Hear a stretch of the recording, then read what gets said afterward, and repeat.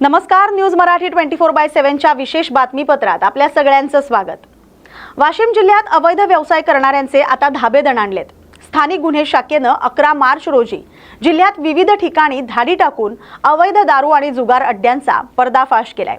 या धडक कारवाईत पोलिसांनी तब्बल 7,17,000 रुपयांचा मुद्देमाल जप्त केलाय।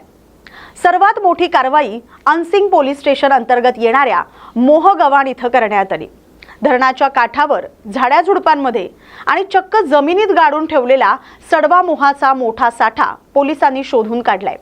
सुमारे 4,700 लिटर सडवा मोह आणि हातभट्टीची दारू असा 7,10,000चा माल जागीच नष्ट करण्यात आलाय।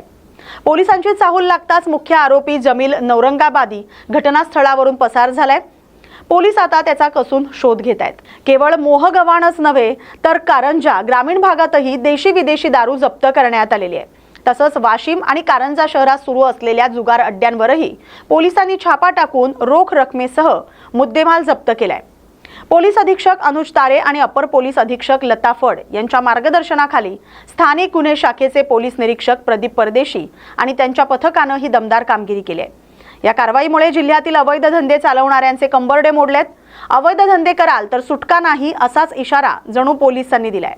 प्रतिनिधी विश्वास कुटेसह न्यूज मराठी 24/7 वाशिम।